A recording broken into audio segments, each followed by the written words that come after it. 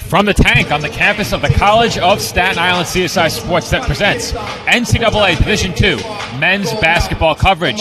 Tonight's East Coast Conference matchup features the Firebirds of the University of the District of Columbia taking on the College of Staten Island Dolphins. Good evening, everybody. My name is Joe Foreman alongside Nick Durst. And Nick, the Dolphins come in 4-9, 3-4 in the ECC. Last time we saw them here at home, they picked up a convincing win over Mercy College. However, in their last game, things did not go as well against the Stack Spartans. Joe, was tough out there for CSI in their last game. They lost big time, 99-64, but there were some bright points.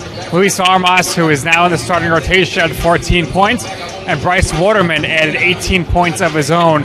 Pretty good job shooting 7 of 13 from the field. Well, Luis Armas has certainly made the most of his opportunities in the starting lineup, and Bryce Waterman, as he has all season long, made the most of his chances from downtown. But a Dolphin that we spoke to following our last game against Mercy was Messiah Mallory, and Mallory had himself quite the performance in that game.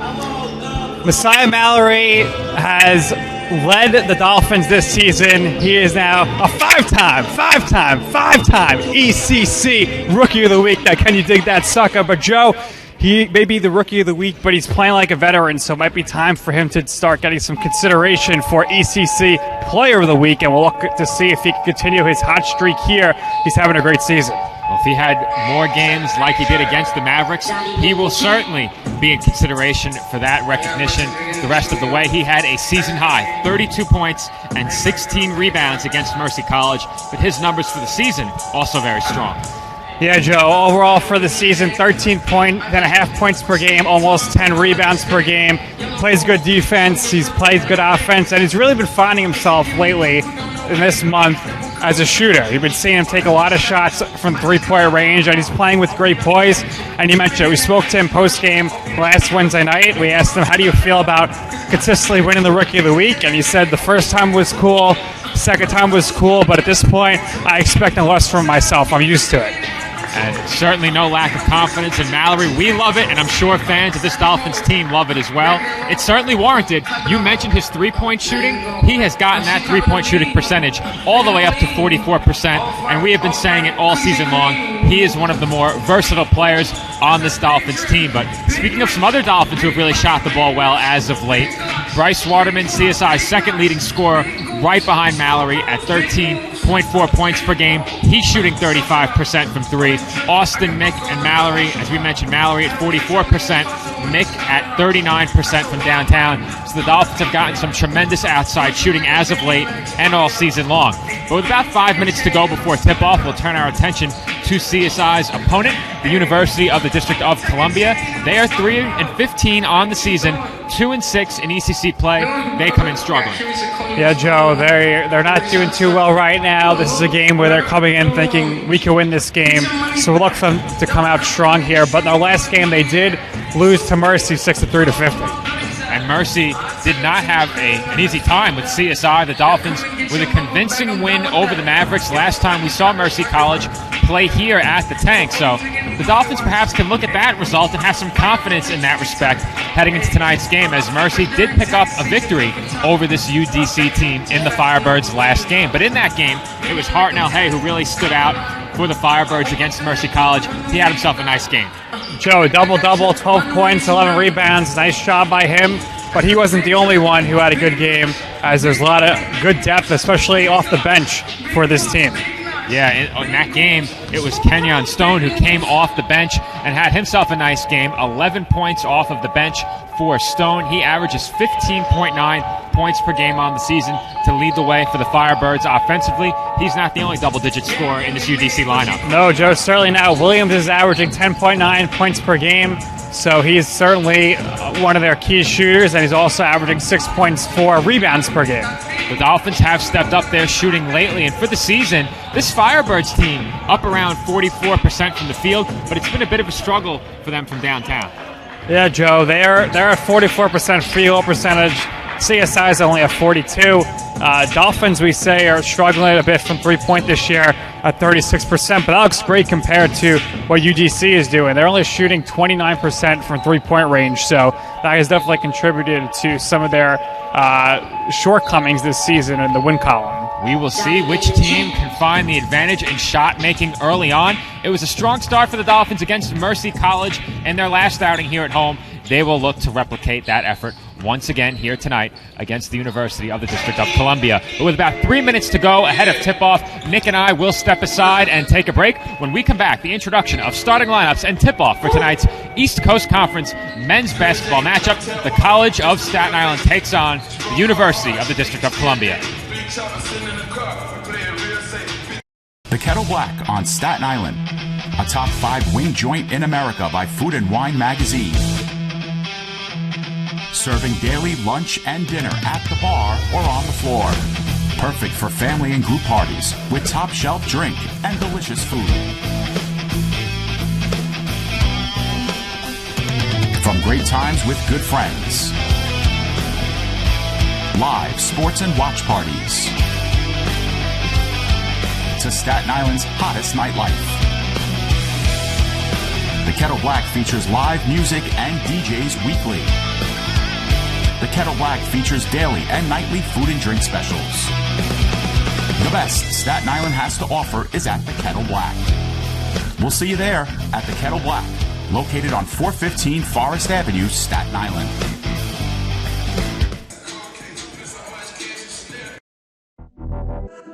Champions know how to seize opportunities.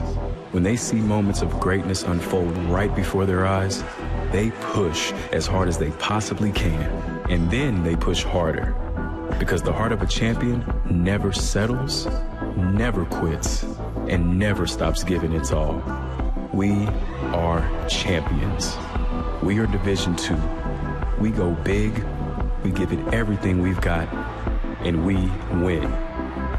On the field, on our campuses, in our communities, for our causes, in our careers.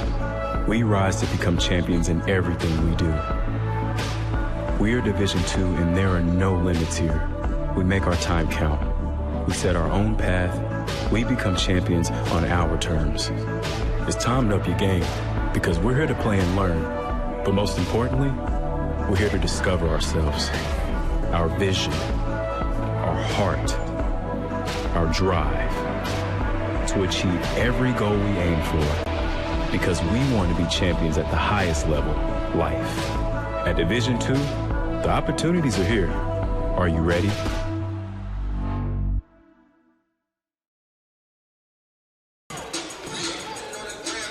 In NCAA Division II, community engagement is an initiative at all 25 national championships because student-athletes want to give back while competing for a national title. Over the course of the year, Division II student-athletes have an opportunity to leave a lasting impression in local communities throughout the country.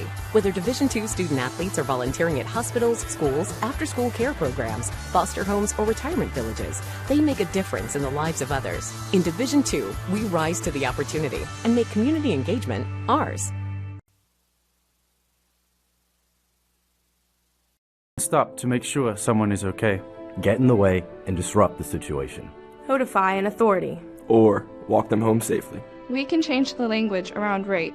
We can make campuses safer for our teammates, our friends, and our classmates. We cannot be bystanders. Taking action isn't always easy, but it's on us to intervene. Because we can. Learn more and take the pledge at itsonus.org.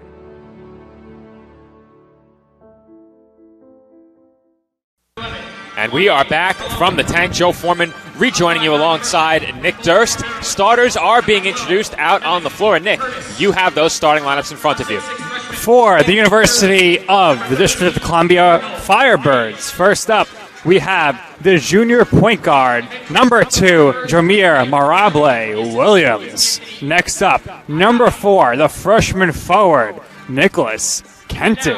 Number 11, the junior guard, Wanye Cologne. Number 12, the point guard, the freshman, Tevin Curtis. And number 13, the freshman forward, Hartnell Hay. Now for your CSI Dolphins. Number 00, he is the junior guard, Chris Velasquez. Number 5, the senior guard, Austin Mick. Number 10, the freshman forward, Luis Armas. Number 12, the sophomore forward, Bryce Waterman. And number 23, the reigning defending undisputed ECC Rookie of the Week, Messiah Mallory. The Dolphins have stuck with this starting lineup now over the last several games, and it has paid off for the Dolphins, especially in that game played against Mercy College. The Dolphins picking up a big win in that game, but we said it during the pregame, newly added to the starting lineup, Luis Armas has really picked up his game. Yeah, Joey had a great game the last 3 games, really, double digits, and that's the type of offense that the Dolphins are looking for. Inserted him into the starting lineup, and he's done a great job. For Armas, over his last 2 games, he's been in double figures in both of them, 12 against Mercy, 14 against Stack. He had 11 back on December 19th against Deauville, so he's been in double figures in 3 of his last 4 games. And we said it during the pregame, Messiah Mallory has had himself quite the season, though a relatively quiet game against the Spartans in CSI's last outing back on the 15th, 4 days ago, as the Dolphins win the tip, and Austin Mick will open up the game, bringing things up the floor across half court. This is Velasquez. Velasquez toward the rim, kick out into the left corner. Mick barely able to save it. That ball stolen by the Firebirds, and missing the dunk was Hay on the follow. CSI able to secure the rebound, but Hartnell Hay nearly started this game off with a slam. A frantic first 20 seconds here in the tank. Hay unable to convert on the dunk, though. That dunk by Hay rattled out as Armas finds the cutting Mallory. Mallory goes up off glass and banks it in. Mallory with the evening's first points. 2 quick points here from Mallory, who is having a fantastic rookie season for the Dolphins. Mallory's stretch of consecutive double-digit scoring efforts came to an end 4 days ago against St. Thomas Aquinas. As we mentioned during the pregame, had a season-high 32 against Mercy. That was his 8th straight game in double digits. 1 second to shoot. Not sure Hay realized it, but the shot is no good. I'm not sure he really got that off, but they did miss the shot, so Dolphins get the ball. I was ready for an early replay review right there, Nick, as Chris Velasquez is fouled attacking the basket. Firebirds foul number 2, Jameer Mariba-Williams is first, team's first. Mariba-Williams picks up the personal. Also the team's first. Mick drives baseline, kick out to Armas, open 3-pointer, no good. And rebounded by Kenton.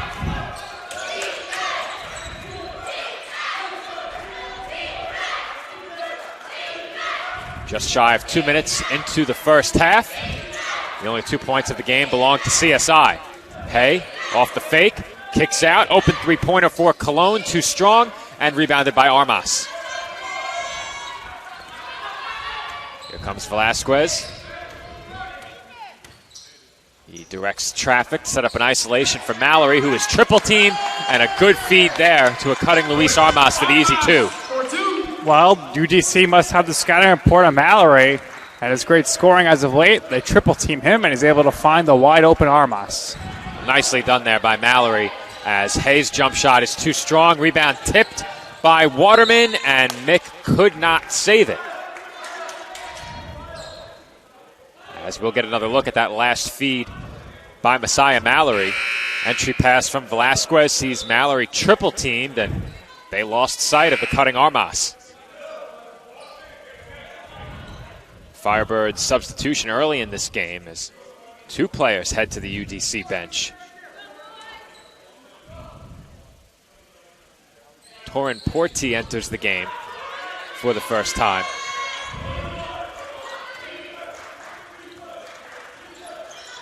He's joined by Kenyon Stone. And that was Portillo on the drive. He is emphatically rejected, and the Dolphins are looking to push. Velasquez all the way to the basket, and he is blocked inside. That rejection by Kenton. Team's trading blocks right now.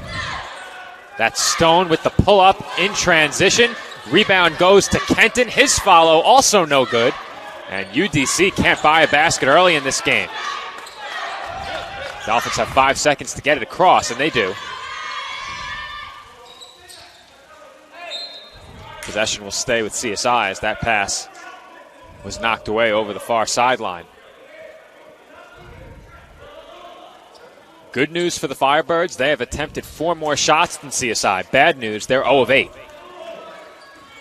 Dolphins hanging on here to the 4-0 lead early.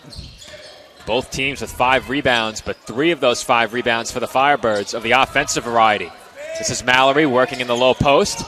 He found the cutting Armas again, but that time Hartnell Hay was all over him. There's a nice feed up ahead, and laying it up and in is Stone. Nice job there by Stone to lay that in, with Mallory closing on him quick. Just over 3.5 minutes into the first half, the Firebirds have their first basket of the game.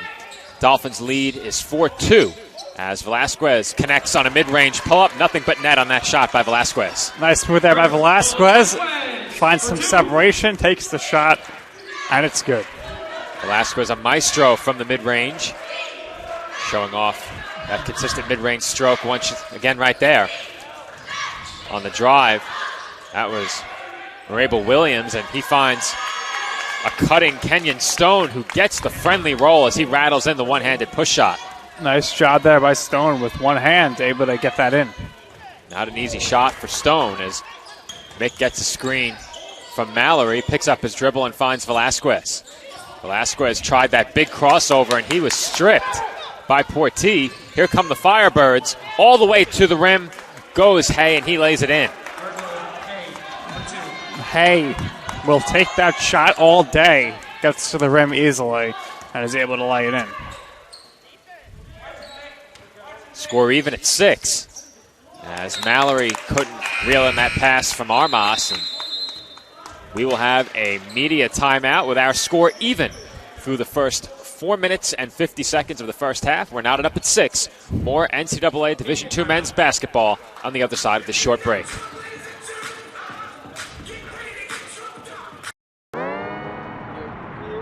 Wayne State Medical School has been my dream medical school since I was 5. Athletics are important, but so is service, so is research, so is becoming a better person. And we expect you to do well athletically, but don't forget the reason you're here, which is to give back to your community and to get good grades. It was my sophomore indoor season. It was the first year with our new head coach. And he comes in and he's like, we could be a national contending team if you guys work hard. And I heard him and I was like, well, I want to be a national champion. I want to be an All-American. And I bought in because he bought into our team. And I qualified to go to indoor nationals. I decided I wanted it, so I went and grabbed it.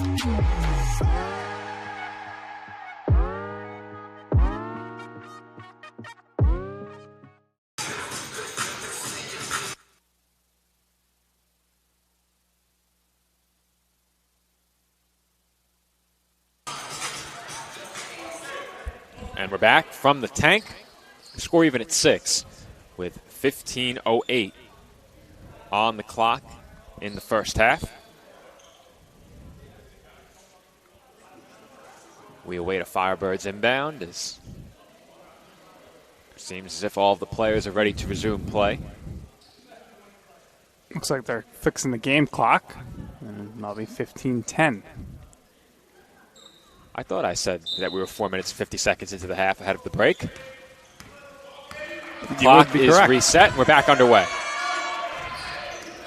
This is Stone looking inside for Hay. Mallory with a good hand in the passing lane to come up with the steal. So far, Mallory has a basket, an assist, a block, and a steal.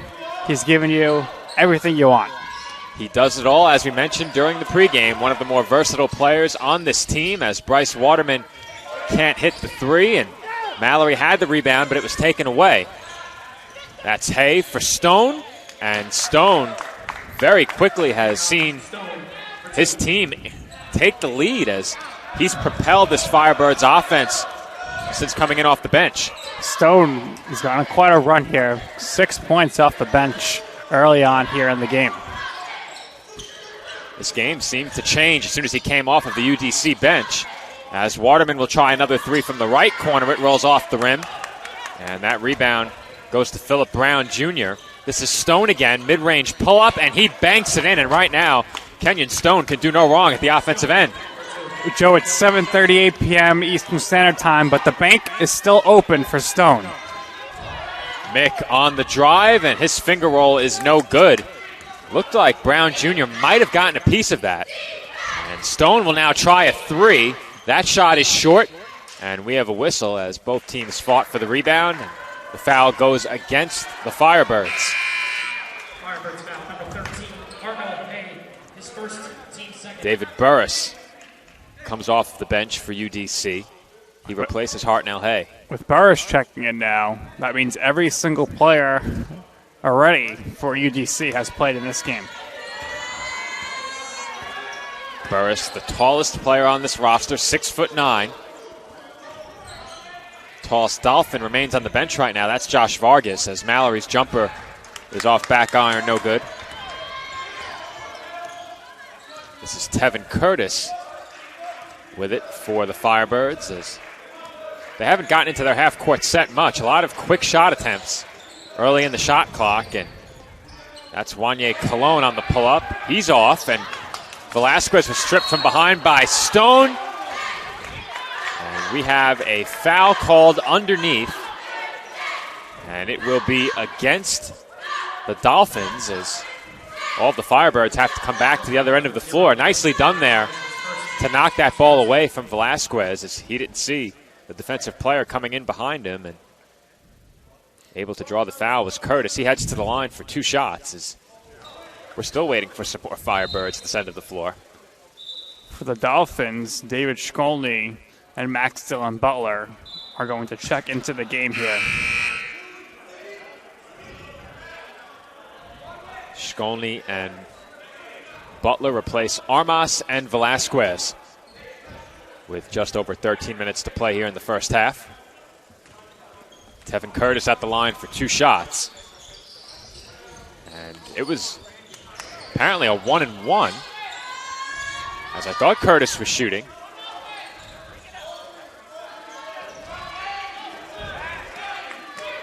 This is Stone with it. Hand off to Brown Jr. Now Colon hands off to Curtis. Curtis deep two, and he knocks it down. He just beat the shot clock there, as the Firebirds are now on a 12-0 run. This is Mallory underneath, and Messiah Mallory throws down the two-handed slam. Hip hop hooray! Oh, hey, yo, what a slam by Messiah Mallory. That time, the Firebirds' full court press didn't pay off, and the Dolphins able to find the open Mallory underneath to slam it home. Firebirds are trying to capitalize on their momentum as Curtis can't finish a tough shot. Nearly got it to go as he contorted his body around the defense, but the Firebirds were on a 12-0 run before that dunk. We're trying to capitalize on that momentum, and perhaps Mallory snatches the momentum right back as Butler is called for traveling. Yeah, Joe, what a slam that was. As we take a look right here, the full court press does not pay off. Moving the ball around, and boom, Mallory gets it wide open, slams it home. UDC by 4 as Curtis feeds it inside to Burris. Jump hook, no good, and Mallory grabs the board.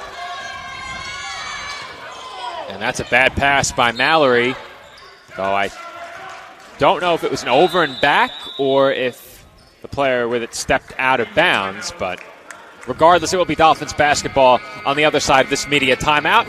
Our score 12-8 as we approach the midway point of this first half.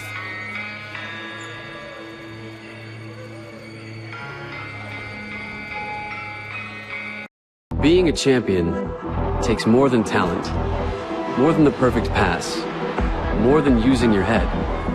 Being a champion takes the spirit to always push harder, the ability to overcome any hurdle, and the fire to be the best.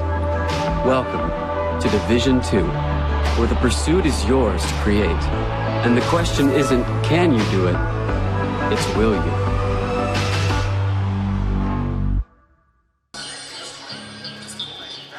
Car is damaged, where you take it is your decision. But insurance companies would like you to think otherwise. While they may have a lot of pull, it may not always be in the best interest of your car.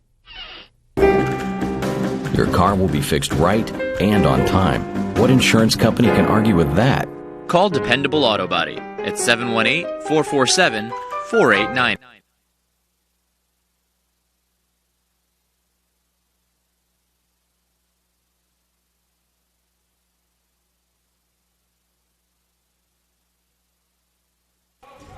We're back here on the ECC Network. Dolphins now trailing by 4 points after they got out to a 6-0 lead early in the first half.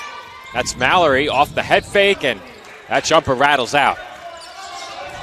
Good luck there off the media timeout, but it rattled out, and no points for the Dolphins there. On the three, that was Cologne, no good. Butler looking to push. Drop-off pass to Mallory, who spins away from the attempted steal. Butler to Mallory, and he's fouled. Mallory not happy that he wasn't able to slam that one home there, but he will go to the free throw line with a chance for 2 points. Mallory certainly had dunking on his mind right there.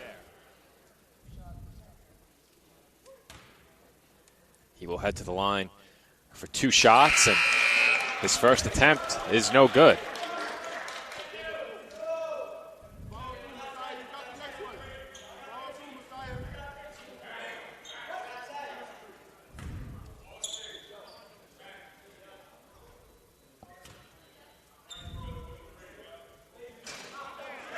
And Mallory's second free throw also no good, so 0 of 2 from the line for Mallory.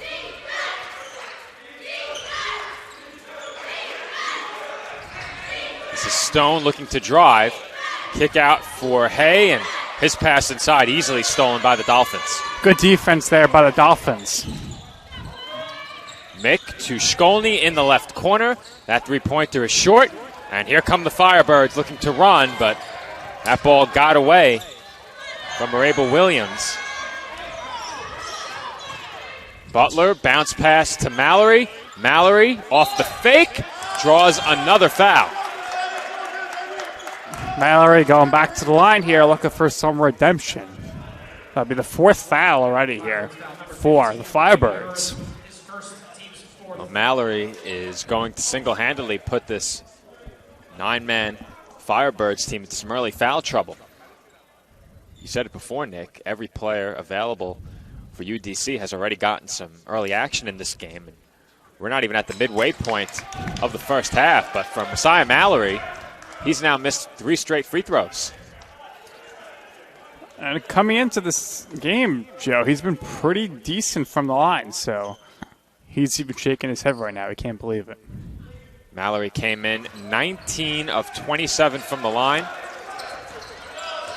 just shy of 71%.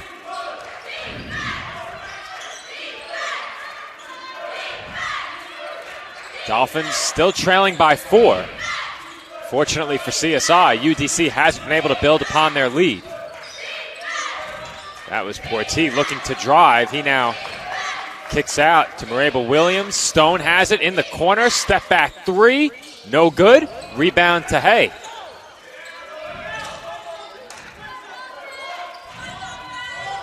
.13 to shoot for the Firebirds as play is called out by Mike Riley from the bench.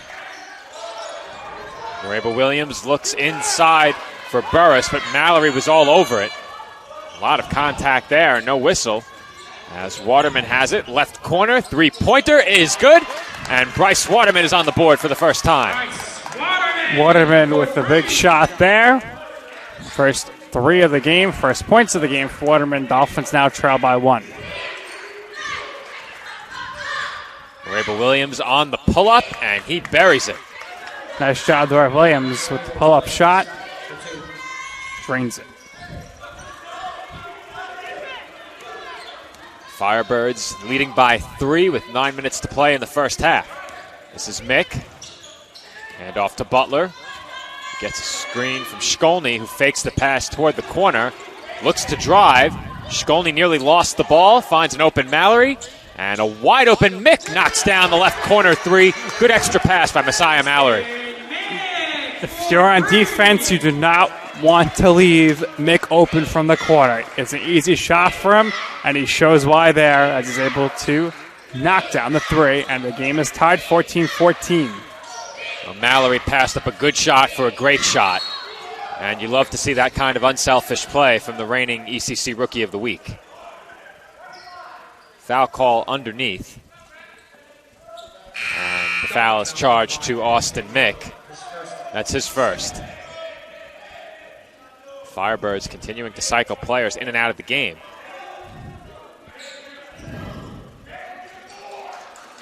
Burris and Porti head to the bench.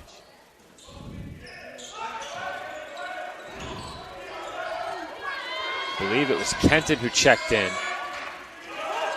along with Curtis, as the Firebirds turn it over there. Here come the Dolphins again, and that's an easy 2 for Messiah Mallory. Good job there, right on the floor, and Mallory's able to lay it up in. Dolphins back in front by 2. Inside of 8 minutes to go in the first half. Rabel Williams back up top to Stone, and the open 2-pointer is good. Stone had a toe on the line. Stone wide open there, and he makes the Dolphins pay with a 2-pointer.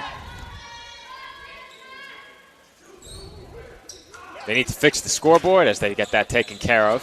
16-16 our score as Dolphins nearly turned it over, but instead they get a wide open 3 from Bryce Waterman, and that's his second 3-pointer of the game. Well, Waterman certainly can be a streaky shooter, and right now he's on a hot streak with back-to-back 3-pointers. Waterman missed his first 2, has connected on the next 2. Stone up top for Kenton, feed inside, or I should say into the corner. Went to Marable Williams. Now Curtis will look to drive, and offensive foul is the call on the screen. And with that, we will take a media timeout. Our score with 7:01 to play in the first half. CSI 19, UDC 16. Nick, $1 pretzels ahead of break. I may have to dash upstairs to the Snack Shack. Yeah, before halftime. Very rare, Joe. Well, Andrew butting in with the announcement. We'll be right back.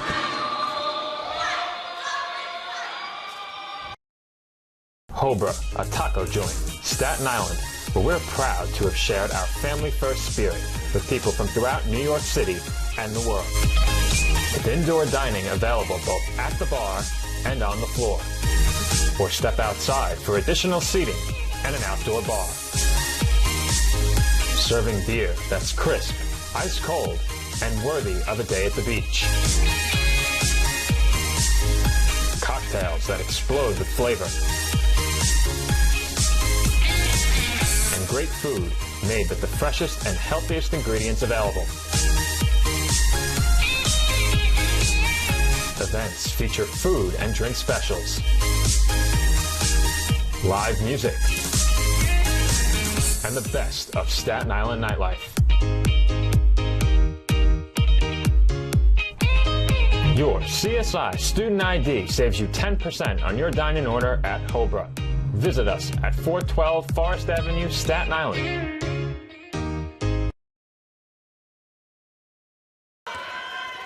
And we're back from the tank. Dolphins leading the Firebirds by 3 points, 6:50 on the clock in the first half. A game of runs so far, as the Dolphins led 6-0, trailed 12-6, now lead 19-16 as Shkolny had that jump shot attempt blocked. And for the Dolphins, Josh Vargas enters the game for the first time, coming out of that last timeout. This is Hartnell Hay wide open for 3. That rattles out, and Velasquez pulls in the board. Dolphins here have a chance to kind of break this open here if they got a little bit of run. Velasquez trapped along the baseline, has Waterman now. This is Mick. Shkolny with 15 to shoot. As that pass was tipped, it is stolen. The outlet for Curtis nearly went out of bounds, but the Firebirds maintained possession.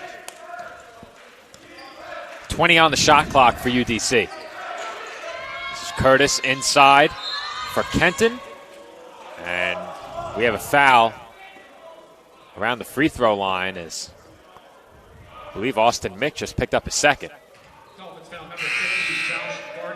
Oh, make that 50, not 5. I didn't see anything on Vargas there. If anything, I thought Shkolny reached in on the triple team there, but Vargas, who just checked into the game, quickly picks up a foul.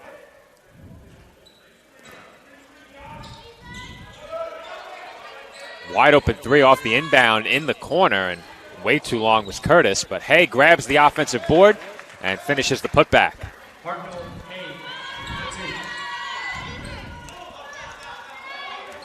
Hartnell Hay pulls UDC back to within 1 point. Things got off to a shaky start for his team, but they've turned it around since.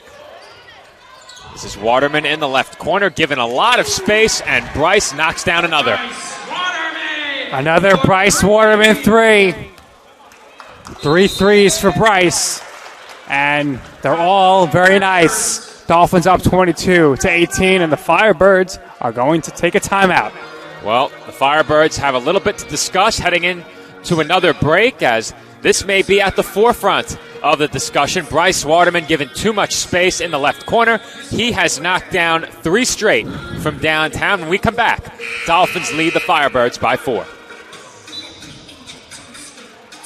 Car is damaged. Where you take it is your decision. But insurance companies would like you to think otherwise. While they may have a lot of pull, it may not always be in the best interest of your car. Your car will be fixed right and on time. What insurance company can argue with that? Call Dependable Auto Body at 718-447-4890. We're back on CSI Sportsnet. Dolphins leading by 4. And make it 2, as taking it straight to the hoop was Jameer Marable-Williams. Strong finish inside by Marable-Williams. I thought Vargas got his hand on that one too, so nice finish there by Marable-Williams. This is Velasquez for 3, and he's a bit too long on the shot, but Vargas had the offensive board for a moment and is stripped of the ball. Cologne sends it up the floor to Marable-Williams. This is Stone. He kicks out to Marable-Williams, who looks to drive to his right. Swing to the left wing. Cologne kicks out to Stone, and Stone is whistled for traveling following the shot fake. Let's see if the Dolphins here are able to capitalize. So right now, Armas, Velasquez, Waterman, Vargas, and Mick in the game, but Max Dillon Butler's going to come in for Mick. Austin Mick got on the board early with a 3-pointer. That's his only made basket. Dolphins have it, leading by 2. This is Waterman. Lost the handle, but gets it out to Butler. Now Armas in the corner. Back up top to Velasquez. Velasquez with a nice crossover. Takes it all the way, can't finish. And Vargas got up another attempt off the offensive rebound. Couldn't convert, and with the whistle, possession will stay with CSI. Foul came after the shot.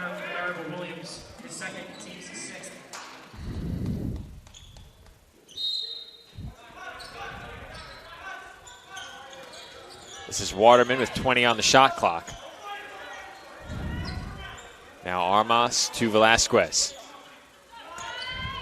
Dolphins with 10 to shoot as Velasquez looks to drive, and he was looking for Armas open in the left corner, but the pass was deflected and stolen. This is Hay with the left hand, and he finishes the layup. Hay continues to have a good day. He's up to 6 points now.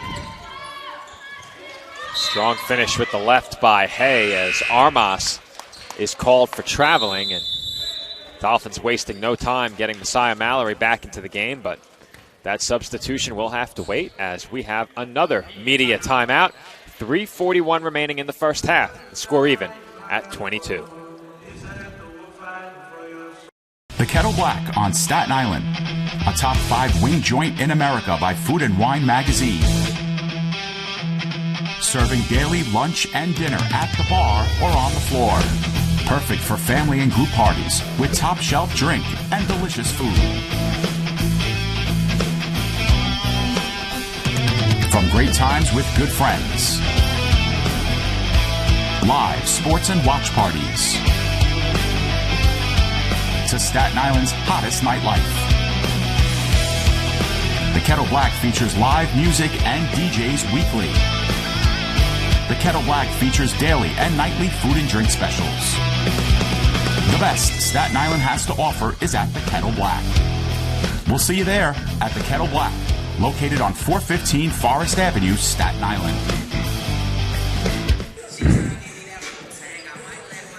And we're back here on the ECC Network, and what has been a very entertaining first half so far. These two teams very evenly matched through the first 16 minutes plus. Score even at 22. For the Dolphins, it is Bryce Waterman leading the way in scoring. He has 9, all coming on three-pointers, and that layup attempt no good underneath. Here come the Dolphins back the other way. This is Butler. Thought about the pull-up, instead gives it up to Armas. Now Velasquez around the back to the rim, and Velasquez can't finish. Rebound goes to Hay. 3 on none as Stone throws down an emphatic one-handed dunk. Stone go for the throne there, slams it home. Stone high above the rim on that one as Armas can't hit the three.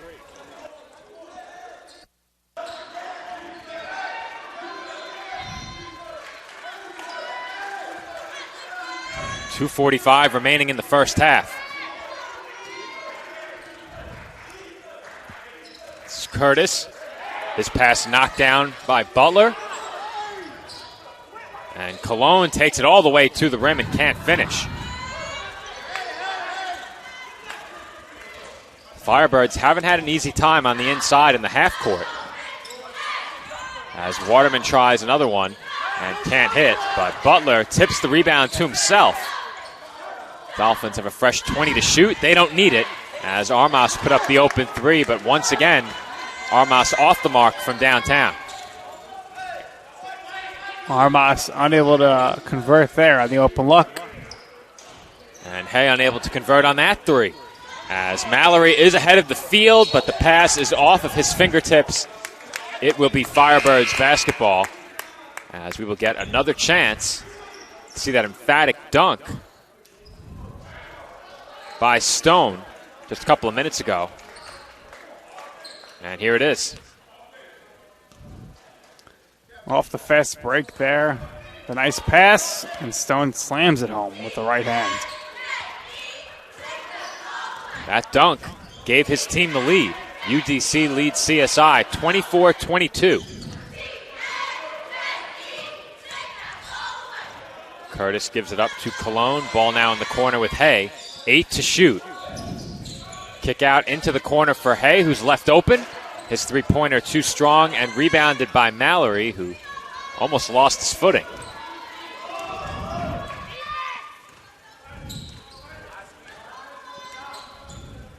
We're approaching 1 minute to go in the first half as Mick puts up the three, and he buries it from well beyond the arc.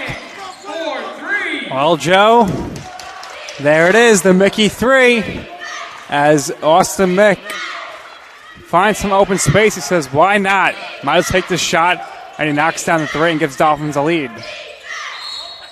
And the foul is committed by the Dolphins, and I think the basket counts as they will count it. And to the line for one more is Wanye Cologne, as for Mick, that was his second three of the half. Nice job there by Cologne to finish with the contact as he heads to the free throw line. For Cologne, That was his first basket.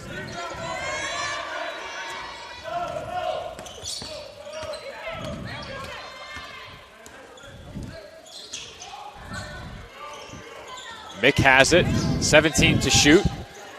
This is Mallory. Mid-range shot is good, and Messiah Mallory knocks down another one, and Mallory continues to lead the way for the Dolphins offensively. Dolphins now have the lead, and we'll see how this one shakes out here with 20 seconds left in the half. Dolphins by 1. Handoff to Cologne. Feed inside for Burris. Hook shot, rattles out. And on the offensive board, that was Cologne with the follow and the finish. 6 seconds remaining in the half. Here comes Butler. 4 seconds remaining. Butler drew the foul well before the shot attempt. And for UDC, I think that's team foul number 7. So Butler will head to the line for a 1-and-1. His first team is in the penalty. A little surprised that the Dolphins didn't call a timeout with 4 left to get a clock stoppage before the inbound, but Butler goes to the line here with a chance to tie or give the Dolphins the lead going into half. 2 seconds remaining in the half, so unlikely that UDC would get a shot off. Butler for the tie, and that's good. One more coming up for the lead.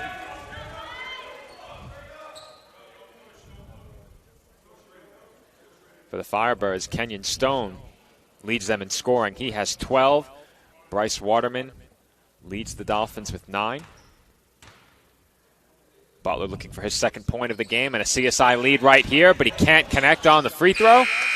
And that'll do it for the first half. And through 20 minutes, we are even, knotted up at 28 per side. And when Nick and I come back, we will have the final 20 minutes of this NCAA Division II men's basketball matchup. An East Coast Conference battle between CSI and UDC continues on the other side of the intermission.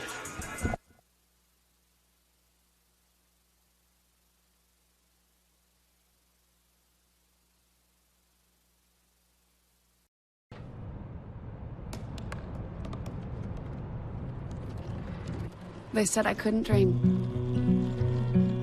Called me a piece of trash and swore that's all I'd ever be.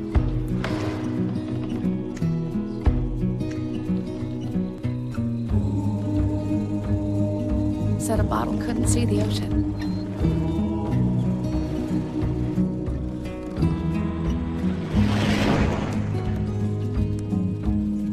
Give up. Go back to the dumpster. But I didn't listen. I made my way.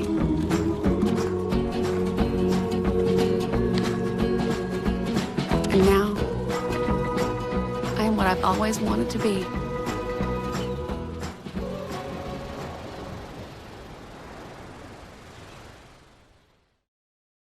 When your car is damaged, where you take it is your decision. But insurance companies would like you to think otherwise. While they may have a lot of pull, it may not always be in the best interest of your car. Your car will be fixed right and on time. What insurance company can argue with that? Call Dependable Auto Body at 718-447-4898. Hi, Meals on Wheels. I'm Marco. I'm a college student, and I volunteer as a driver for Meals on Wheels.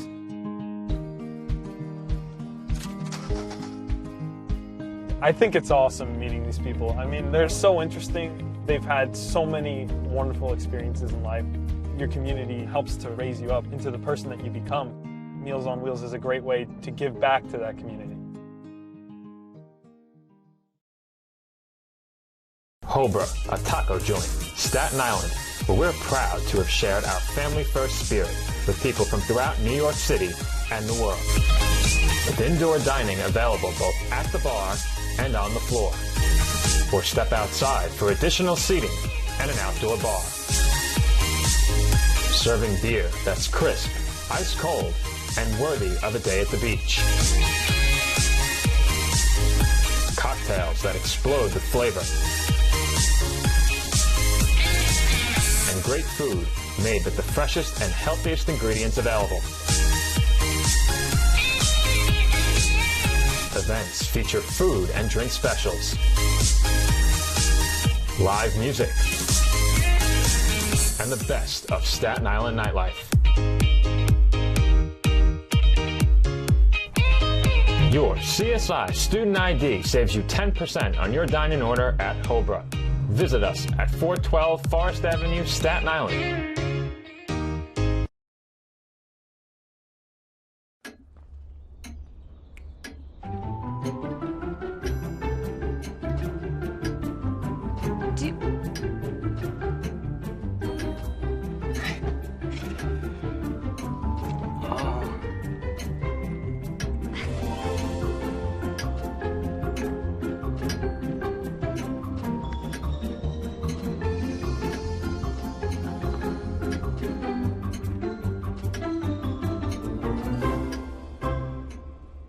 Listen, you're my friend. I noticed you haven't really been yourself recently.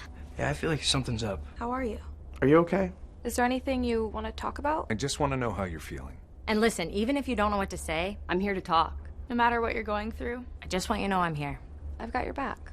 When you want to talk, I'm here.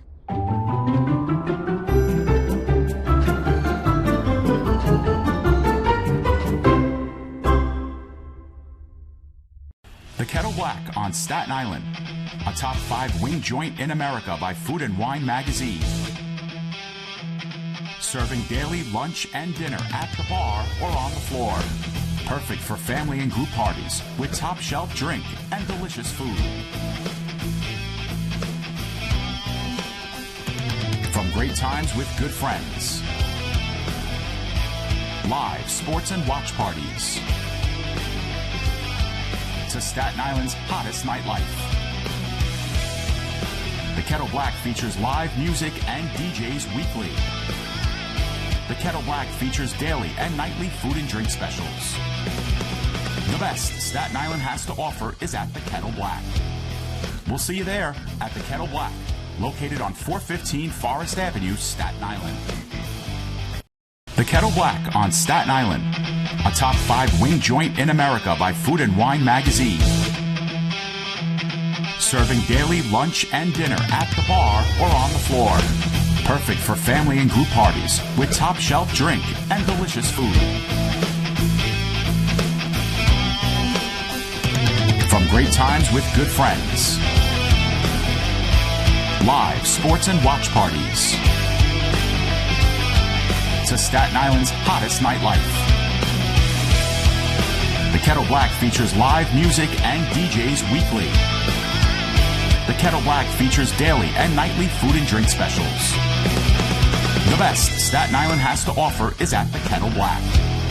We'll see you there at the Kettle Black, located on 415 Forest Avenue, Staten Island.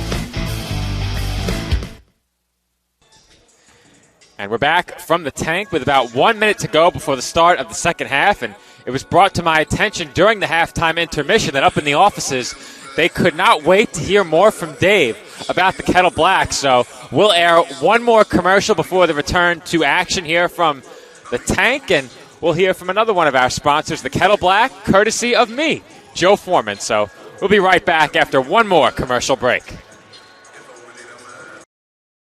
Hobra, a taco joint, Staten Island, where we're proud to have shared our family-first spirit with people from throughout New York City and the world. With indoor dining available both at the bar and on the floor.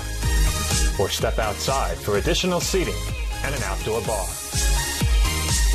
Serving beer that's crisp, ice cold, and worthy of a day at the beach.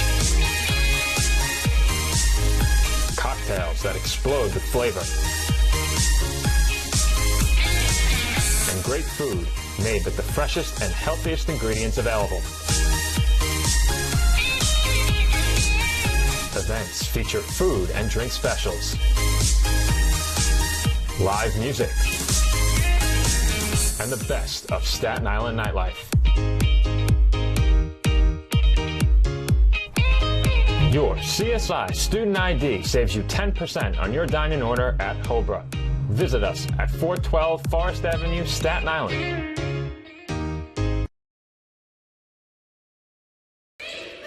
start of the second half from the tank. Our score even at 28 in this East Coast Conference matchup between CSI and UDC. And very quickly, we have a foul committed underneath by CSI, and it will be 2 early free throws for Nicholas Kenton. We'll have a moment here, Joe. I want to wish an early happy birthday to our head of sports information right now, Joe Masha, who will be celebrating his birthday tomorrow. Age not disclosed. Not disclosed, though, if I'm not mistaken, he is the senior-most member of our staff. I think the only one giving him a run for his money is our statistician, Sal Caruso. But really? I think so. Sal's younger. How about that? If I'm not mistaken, they are the eldermost members of our team here at Sports Information. Dolphins facing a full-court press from the Firebirds once again as Mallory is able to bank it in easily. Going down underneath was Curtis, and Mallory took full advantage. Nice shot by Mallory, who had 8 points in the first half. Getting a quick 2 right there. 8 points and 7 rebounds for Messiah Mallory through the first 20 minutes. That last make, he's now in double figures. And that miss is rebounded by Armas. Mick will bring it up. Dolphins leading by 1. Waterman to Velasquez. Waterman left open, top of the arc, and he does not get the roll.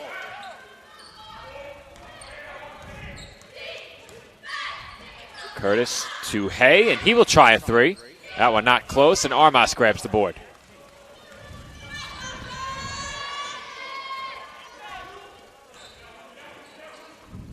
Velasquez surveying the floor, now crosses over right, takes it baseline, but he stepped on the baseline, and it will be Firebirds basketball.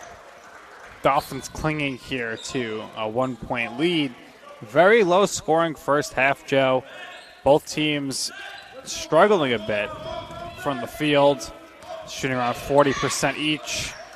3-point wise, the District of Columbia was not good, and the Dolphins were slightly better. They made 5 of 12, but much better actually. But District of Columbia missed all their 3-point attempts in the first half.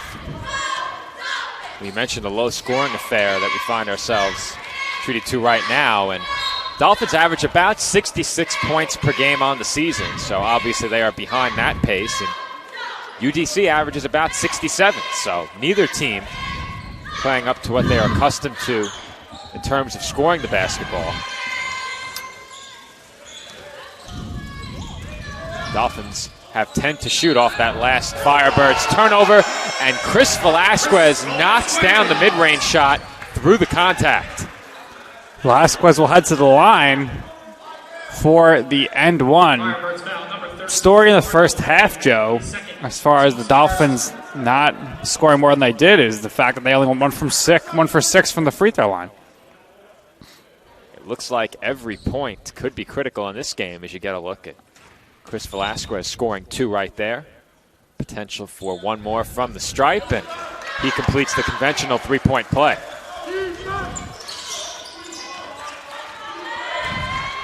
Dolphins lead by 4. Chris Velasquez with that last made free throw now has 5. That's Curtis with the deep 2-point attempt, and Mallory grabs the rebound. Armas and Mick came together there. Dolphins nearly turned it over as a result, and Armas traveled as he had nowhere to go with it underneath. Well, Joe, there's some Firebirds fans right behind us here, which is pretty interesting considering that it is a bit of a trip here from the District of Columbia. So perhaps there are some players a little closer, more local, but they do have some fan support here. Firebirds turn it over again, and that's becoming an issue here in the third. Here in the second half, early in the second half, and Velasquez had that ball knocked away, so possession stays with the Dolphins. Both teams with 2 turnovers through the first nearly 3 minutes of the second half. Dolphins have 20 to shoot. This is Mick. Now Armas, 15 on the shot clock as he calls for a screen from Mallory. Bounce pass to the cutting Velasquez, and he lays it up and in. A pretty feed from Luis Armas. For 2. Good job there with that feed. Able to lead to 2 easy points. That looked a lot like a design play as Velasquez draws the offensive foul. Nicholas Kenton called for the charge, and the Dolphins will have possession, now leading by 6.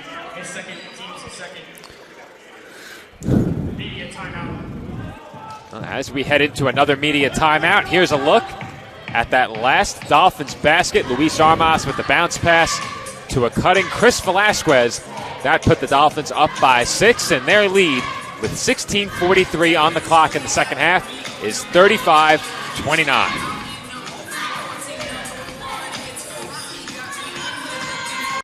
As a student athlete in college, I first got involved with the NCAA at the national level. It was through the Student Athlete Advisory Committee, SAC, gave me an opportunity to advocate on behalf of all student athletes, to affect change and to make an impact. The NCAA is giving the student athlete a platform to voice their concerns and to be able to advocate for what's going to affect their well-being. The policies that are being put in place are speaking towards academics, they're speaking towards well-being, they're speaking towards fairness, creating a culture so that the student athletes have the best experiences possible.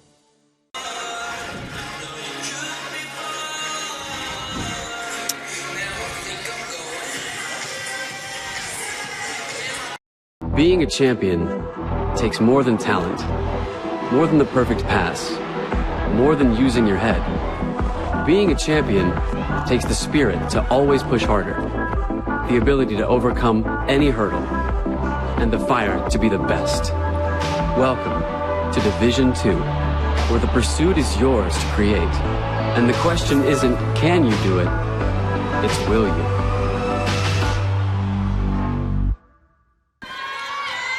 And we're back from the tank. Dolphins leading by 6, and that match is CSI's largest lead of the game. They led 6-0. And Mallory finishes through contact, count it, and 1. And Messiah Mallory has given the Dolphins their largest lead, a chance for one more from the line. Mallory muscling up there, and now he goes to the free throw line with the end one opportunity.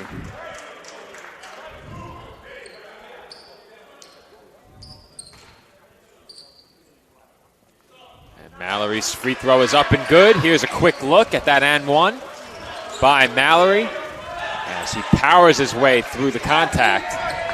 That time giving the Dolphins an 8-point lead. The free throw puts CSI ahead by 9. Just over 16 minutes to play in the second half.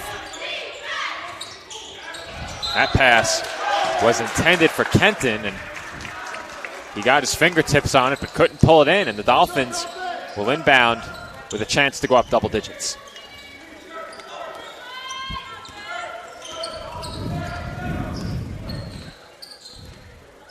Velasquez has it. He's defended by Cologne. Now Mick, 20 to shoot. Crosses over left, looks to drive. The finger roll, no good. But Mallory soars in and will keep possession with the Dolphins as he got his hands on that ball and the Firebirds knocked it away from him.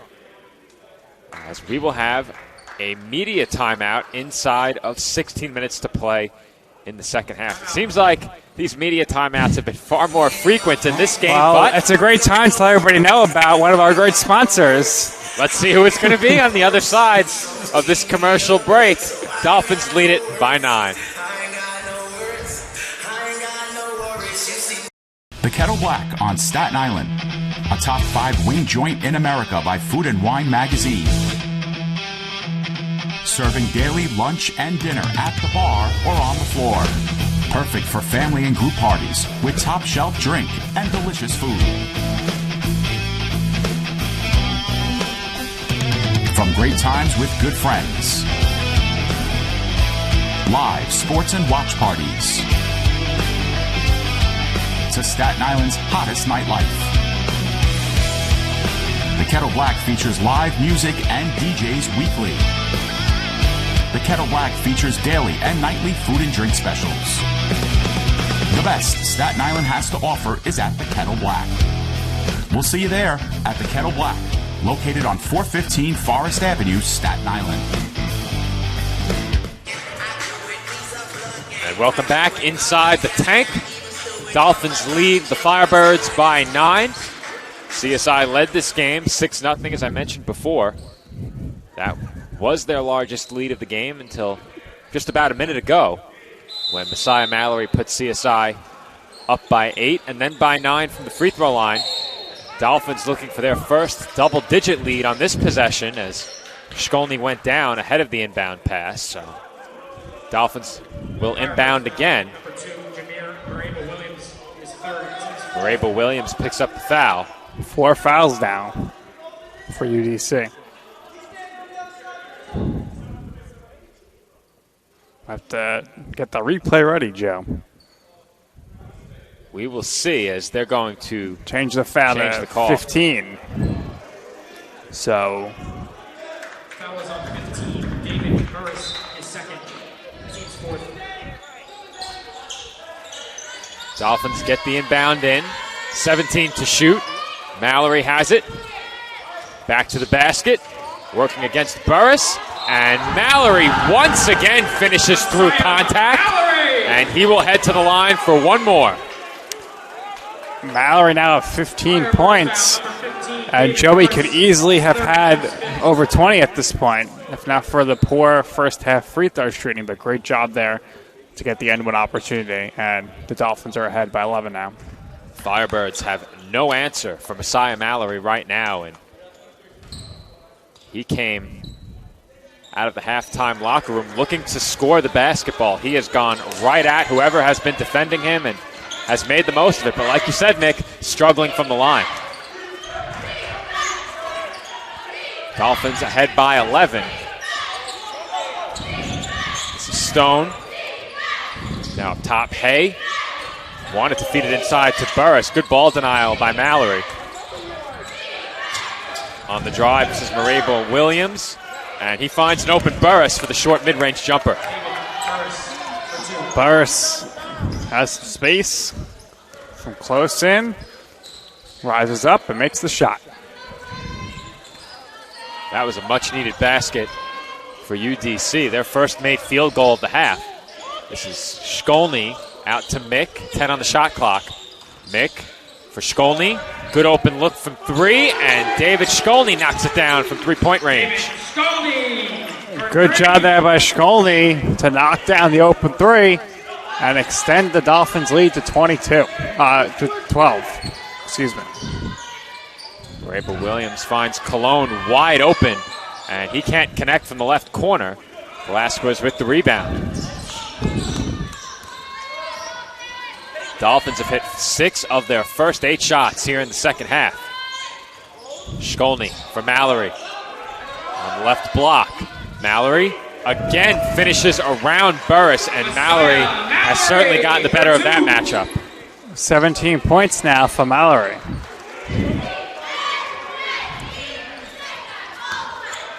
We'll have to get our third headset situation sorted out. We might be hearing from him again after the game.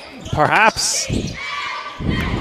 Cologne might have something to say about that as he knocks down the mid-range pull-up, and UDC back to within 12. It'll be up to the birthday boy, Joe Masha, to determine who comes over for the post-game interview if the Dolphins are victorious.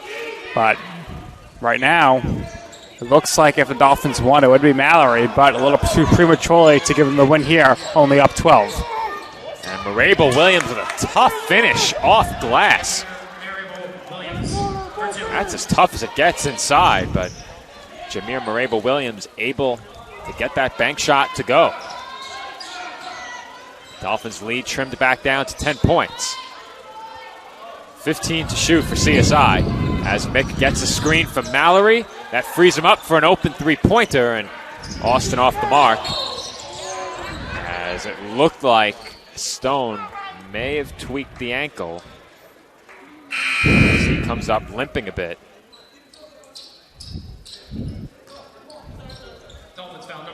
Luis Armas heads to the bench for CSI. 10-point game here at 13 minutes left. Bryce Waterman back into the game. Plenty of time for the Firebirds, but they'll definitely have to step it up at the offensive end. On the drive, that's Hay, and his shot was no good, but with the tip-in, that was Burris. And the Firebirds have cut the lead back down to single digits. Burris with a good job there to tip that one in, and he has 4 points here this half. Firebirds seem to have found some rhythm at the offensive end the last few trips down. Now they need some stops. Dolphins are 7 of 11 in the half. As Mallory with another dunk. That's an easy 2. Great feed by David Shkolny. Dolphins back in front by 10. Shkolny calls for the pick. Crosses over, a little give and go action there. The pick by Mallory. He's open, picking and rolling, and Mallory's able to slam it home. And here's another look at that last Dolphins basket as we have a whistle at the other end of the floor. Shkolny calls for the screen. Mallory with the roll and the two-handed jam. That puts CSI ahead by 10 again. And that foul on CSI is their 4th of the half. So Dolphins not really in foul trouble yet. UDC with 5 team fouls as that inbound nearly got away. On the kick out, Firebirds have 12 to shoot. They work it inside to Burris, and Burris may have been partially blocked by Mallory. Shkolny tracks down the loose ball, and Dolphins with a chance to extend their lead beyond 10 once again. Butler for Mallory, defended by Burris, and he quickly commits the 6th team foul for the Firebirds, and that could put them into some trouble down the stretch. Inside of 12 minutes, that means we have a media timeout upcoming. Dolphins' lead is 10 points with 11 minutes and 42 seconds remaining in the game.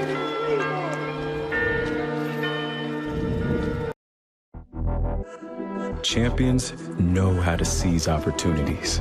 When they see moments of greatness unfold right before their eyes, they push as hard as they possibly can, and then they push harder. Because the heart of a champion never settles, never quits, and never stops giving its all. We are champions. We are Division II. We go big, we give it everything we've got, and we win. On the field, on our campuses, in our communities, for our causes, in our careers. We rise to become champions in everything we do. We are Division II, and there are no limits here. We make our time count. We set our own path. We become champions on our terms. It's time to up your game, because we're here to play and learn. But most importantly, we're here to discover ourselves, our vision, our heart, our drive, to achieve every goal we aim for, because we want to be champions at the highest level, life. At Division II, the opportunities are here. Are you ready?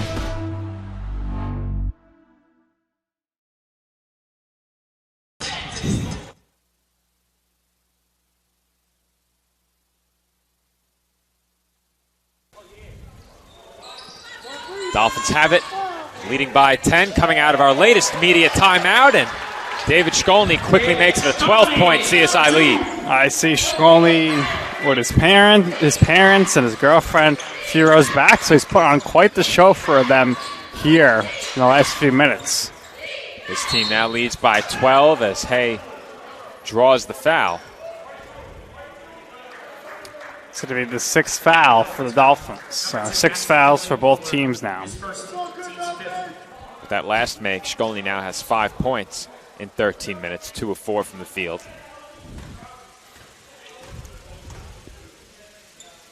Hartnell Hay at the line for 2 shots, and first is up and good.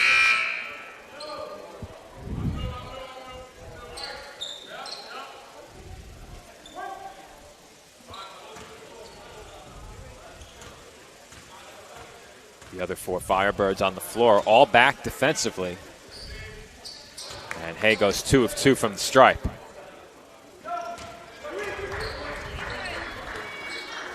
11:15 on the clock in the second half. Dolphins trying to maintain a double-digit lead. Mick to Mallory. They now have Hay on Mallory, and Mallory's quickly doubled, and he throws the ball away. Drop-off pass to Hay from Curtis, and Hay finishes the layup. Nice job there by the Firebirds to get the steal and lead to the points the other way. And it will be Dolphins basketball as the discussion takes place right in front of us. Right here.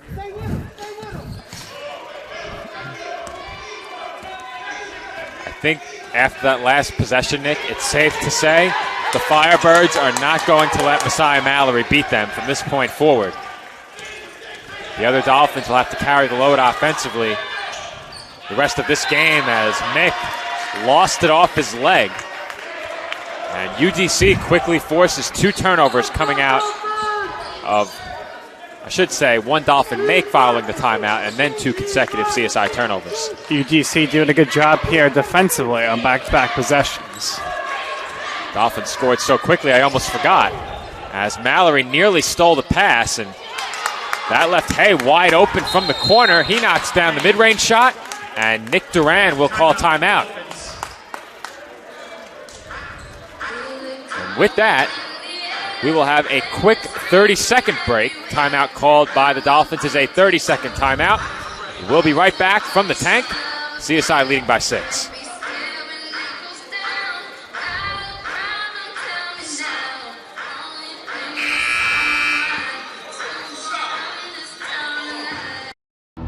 Being a champion takes more than skill, more than endless drills, more than using your head.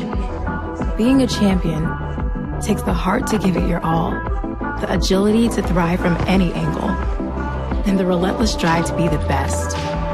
Welcome to Division 2, where the pursuit is yours to create, and the question isn't, can you do it? It's will you?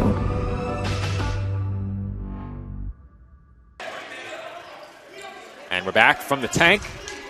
Dolphins' lead has been cut down to 6 points. Coming out of our previous media timeout, the Dolphins instantly scored, have since committed back-to-back turnovers, and nearly made it 3 in a row, and they do, as harassing defense from Jameer Marable-Williams forced Austin Mick into the turnover. UGC playing some really strong defense right now. And Coach Duran not happy. They just called a timeout. They inbound the ball, and another turnover happens, and Chris Velasquez will get ready to check back into the game. And he'll come in for Austin Mick, who has committed the last 2 turnovers. Firebirds will inbound from the sideline. Curtis defended by Butler. He hands off. This is Brown Jr. Kick out to Stone. Now Curtis in the corner up top for Hay, and he traveled. See now if the Dolphins can get a shot off on this possession after 3 straight turnovers. Firebirds haven't been within 4 since very early in the half. Had a chance to pull to within 4 on that last possession. This is Butler. Kick out for Velasquez. He drives, and Velasquez throws one off glass. No good. Hay sends it up to Stone. 2-on-1 for the Firebirds, but they can't make anything of it. And we had foul call underneath. I mean, the 7th foul.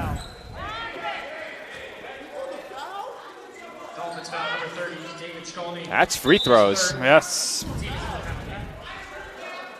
So Hartnell Hay will head to the line for 2 shots, and it was UDC that committed several of the early fouls here in the second half, but the Dolphins now have put UDC in a 1-on-1 bonus situation.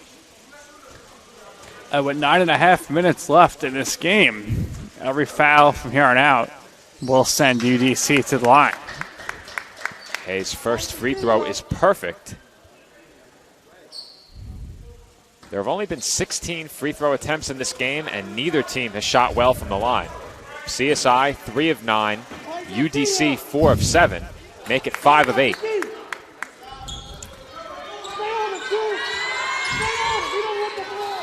For the Dolphins, Messiah Mallory is 1 of 6. He's accounted for 5 of the 6 misses from the line. And that pass is tipped and stolen. Turnovers continuing to plague the Dolphins, but the Firebirds give one right back, and that's a big break for CSI. Certainly there, as UGC looking to tie this game. Unable to take advantage there. Butler hands off to Velasquez. Dolphins have 20 to shoot. Velasquez with the pull-up, and that shot is no good, but Shkolny grabs the offensive board. This is Mallory, and he's fouled. That will also result in free throws, and Messiah Mallory will head to the line for a 1-and-1. See if Mallory can make this free throw here, as he has missed 5 of 6 tonight. Or he's missed 4 of his 5 attempts. Every point right now is key. And that free throw by Mallory is perfect. It's, Mallory 2 of 7 from the line. I mentioned it earlier. Mallory entering tonight's game was shooting 70% from the line, so he is not a poor free throw shooter by any stretch. And that's a 2 of 2 trip to the line for Mallory. 2 big free throws there. Dolphins by 6 with 8:45 to go in the game. Stone hands off to Marable Williams. He drives, and the floater over Velasquez is good.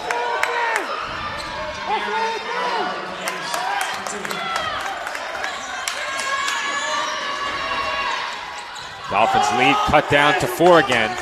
This is Velasquez, entry pass to Mallory. Mallory gets the one-on-one. Now he's double-teamed. He finds Butler, and Butler is fouled underneath. So another 1-and-1 upcoming for the Dolphins.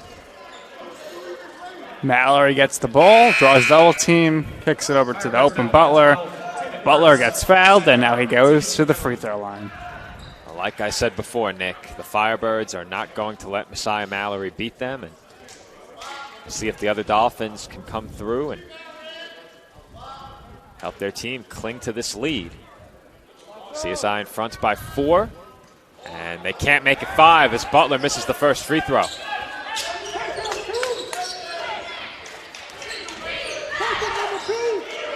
Just over 8 minutes to play in the second half. It has been a long time since the Firebirds have been within 1 possession. With it is Brown Jr. His pass is tipped into the UDC bench, and with 9 on the shot clock, we will have immediate timeout. So 9 to shoot for the Firebirds coming out of this next break. The Dolphins' lead has been cut down to 4. Our score, 51-47 with 7:55 to play in the second half.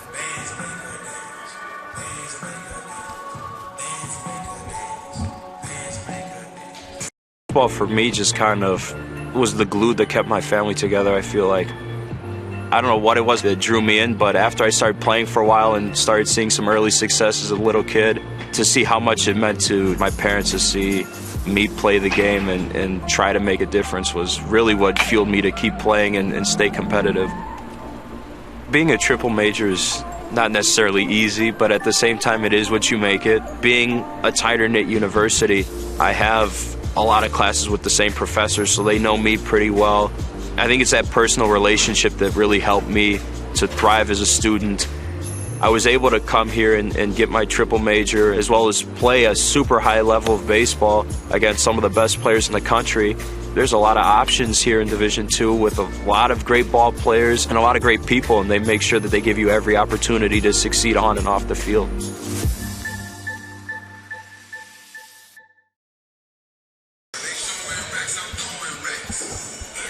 Less than 8 minutes to go from the College of Staten Island. CSI leading UDC by 4. And possession belongs to the Firebirds with 9 on the shot clock. So that media timeout perhaps giving UDC a chance to diagram something. And here we go. 5 to shoot. Marable Williams defended by Velasquez. He drives left, half spin, turnaround jumper, no good. And Velasquez grabs the rebound.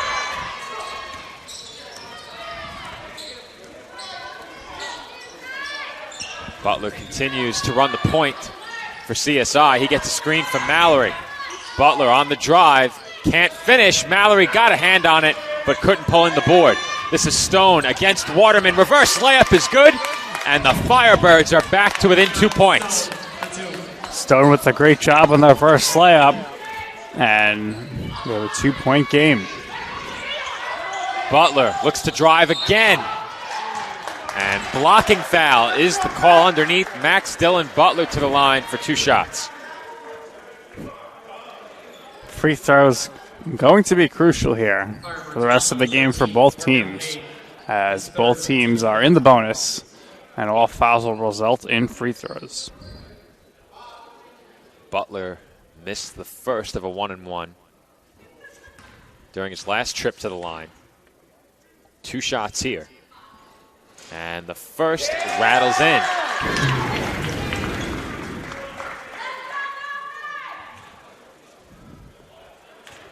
One more from the line for Butler. He came in an 83% free throw shooter, and he goes 2 of 2 from the line there. Puts CSI back ahead by 4. 7 minutes to play. On the drive, that's Brown Jr. Can't get the shot to go, and Dolphins come up with another stop and the rebound. Chance to go back ahead by as many as 7. And Shkolny is called for an illegal screen. An unforced turnover, and definitely not a foul you want to give there. Next foul puts the Firebirds in a double bonus situation.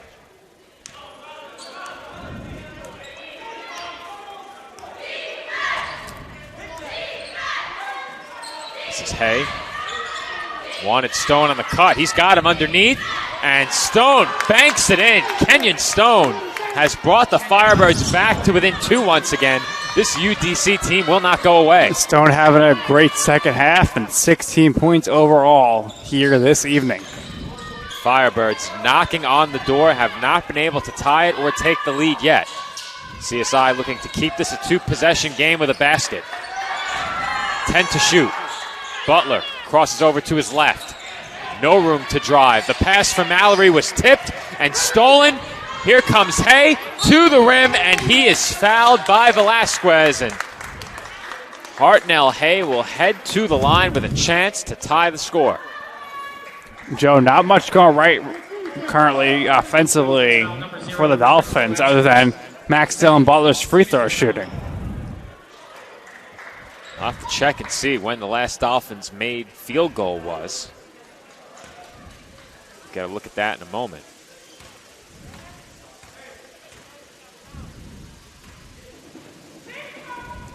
First free throw by Hay is no good, so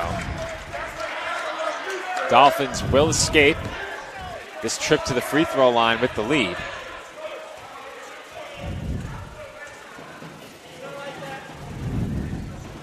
Second free throw by Hay is good. So a 1-point game now inside of 6 minutes to play. This is Mick, defended by Brown Jr. Mick looks to drive toward the baseline. Bounce pass into Mallory. He finds Butler open on the outside. Hop step by Butler. Kick out for Waterman is stolen by Stone. He takes it to the rim. Count it and 1. And Kenyon Stone has given the Firebirds the lead. Firebirds just would not go away. They were down 12 in this half, and they stuck with their strategy. They're forcing a lot of turnovers right now, and they have the lead, 54-53, with a chance for one more here with the free throw at 5:35 remaining in the game. We apologize for the camera angle on that last Dolphins possession ahead of the turnover, as the free throw is no good. So the lead is 1 point for UDC. It is their first lead since the opening minutes.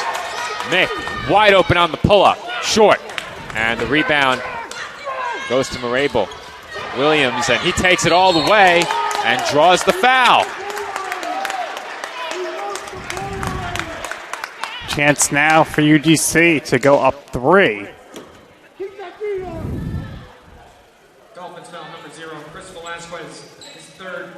Here's a look at the basket that gave UDC the lead.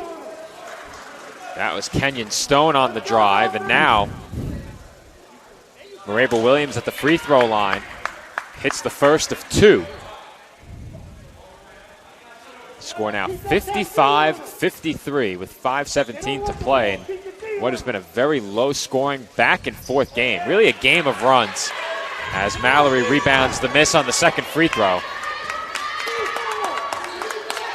The lead for UDC is 2 points. The last made field goal by CSI came at the 11:37 mark as the Dolphins have turned it over again.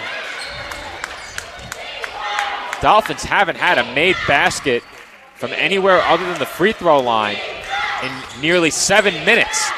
That's Hay on the pull-up off the front rim and rebounded by Cologne. 15 to shoot. Cologne for Brown Jr. Now Stone back to Brown Jr. 8 on the shot clock. Cologne looking for somewhere to go with it. He checks the shot clock. He'll try a deep three-pointer, and he knocks it down. Wanye Cologne from well beyond the arc, and UDC leads by 5. Tremendous three-pointer there by Cologne. They're up 5 now. Dolphins need to show some life here on the offensive end. Mallory triple team. Armas wide open on the kick out, and he buries the 3. Mallory draws triple team. Hits Armas with the pass. Armas is wide open and nails it. Big time 3. Much needed 3 there by Armas. Huge shot by Luis Armas. This is Hay for Cologne. Cologne to Marable Williams inside for Hay, and he was fouled.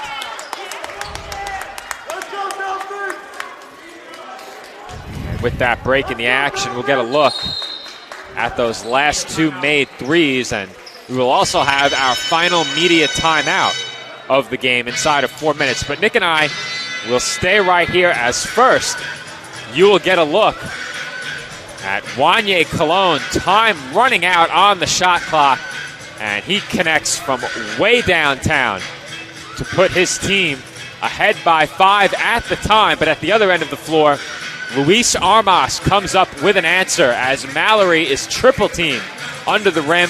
Armas is left open, and he makes the Firebirds pay. And Nick, the Firebirds have fully committed to shutting down Messiah Mallory down the stretch of this game. And right there, Luis Armas steps up in a big way. That's what the Dolphins are going to have to do here in the last 3 minutes and 43 seconds. Either take it to the rim and get fouled, or find the open shooter. That's happened there. Mallory gets triple teamed, kicks it out to the wide open Armas, who in the situation was not too big for him. He's able to knock down the 3 to draw the Dolphins back to within 2. They're down 58-56. Messiah Mallory still leads the way in scoring for CSI.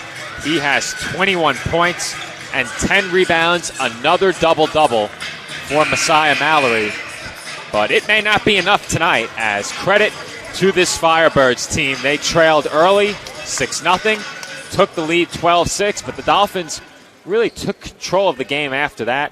We did head into the halftime break tied, but the Dolphins in the second half extended their lead beyond double digits. And for the Dolphins in this game, they led by as many as 14, but UDC comes all the way back, now lead by 2. And the first free throw by Hay is no good.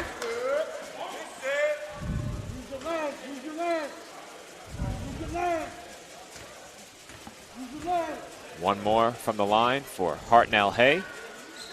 And he hits the second of a pair. 59-56 our score. Still plenty of time remaining. About 3:35 on the clock. Armas for Mick. Now Waterman. Back up top to Mick with 15 to shoot. Waterman looks to drive, and it is taken away by Marable Williams. He lost the handle for a moment, and couldn't finish with the left. Foul was called on the initial shot attempt. Well, good job there by Marable Williams to regain control of the ball after he was fumbling it, kicking it, kneeing it. He's able to pick it up and take it to the rim and goes to the free throw line. For Jamir Marable Williams, that free throw gives him double digits. He now has 10 points. UDC with 3 players in double digits. Hay, Stone, and Marable Williams. As the UDC lead is now 5 points again. This is Velasquez. Armas to Mick. Mick defended tightly by Marable Williams. Velasquez to the rim, and he gets the friendly roll. Dolphins needed that. The friendly roll came in big. And Velasquez knocks it down. Chris Velasquez with a big basket for CSI. Inside of 3 minutes to play. Hay, trapped. Hands off to Cologne. Cologne tries another three, and that is good from the top of the arc. Wanye Cologne from downtown. Cologne with another absolutely tremendous three-pointer for his team. What a big basket by Cologne as the Dolphins have turned it over again. Here comes Stone to the basket, and he drops it in. UDC now has their largest lead of the game, 8 points. Dolphins can't afford to miss any shots here. And Mick takes it straight to the basket. The Dolphins needed that basket, and they got it quickly. Dolphins need to force a turnover here or a missed shot. Cannot send them back to the free throw line. Marable Williams nearly lost it. He picks up his dribble. This is Cologne. Cologne, kick out. Stone thought about the three, nearly lost it off the crossover. Mallory and Stone to the floor as we will have a jump ball called. Stone is being separated from the other players by the official. Stone and Mallory apparently was there to tell Mallory to get back, but looks like it's going to be Dolphins ball on the possession. So a big possession arrow there favoring the Dolphins. As CSI certainly needed it. Velasquez to Mick. Austin puts up the three. It rattles out. And we have a foul call. I didn't see any contact on the shot attempt by Mick. I thought maybe there was a foul away from the ball, but that's going to be a shooting foul on Marable Williams, his fourth.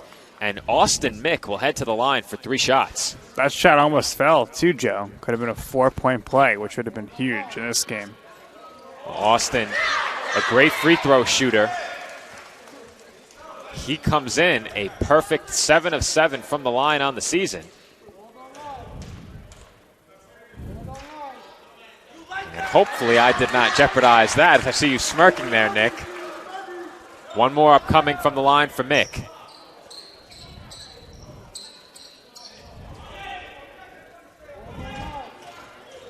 This free throw could pull the Dolphins to within 3, and 3 huge free throws from Austin Mick bring CSI back within 1 possession. Great job there by Mick from the free throw line. Dolphins need to stop here. Do not want to foul. Marable Williams on the drive, stifled by Armas. He grabs his own miss and goes back up, drawing the foul. And I believe it was Waterman who committed the foul underneath. 2 shots. And I was wrong. It was Velasquez, and that is his 4th. I'd imagine Velasquez will stay in the game, though, with a minute and a half to go.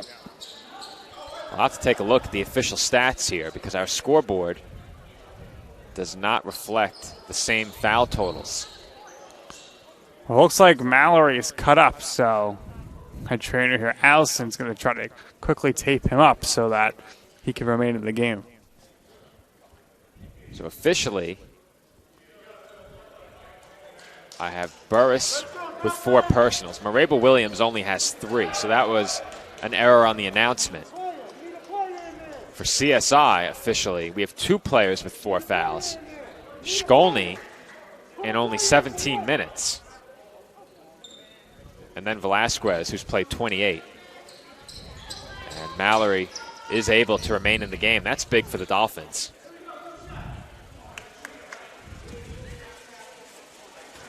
Jamir Marable-Williams to the line. 2 shots, and the first is up and good.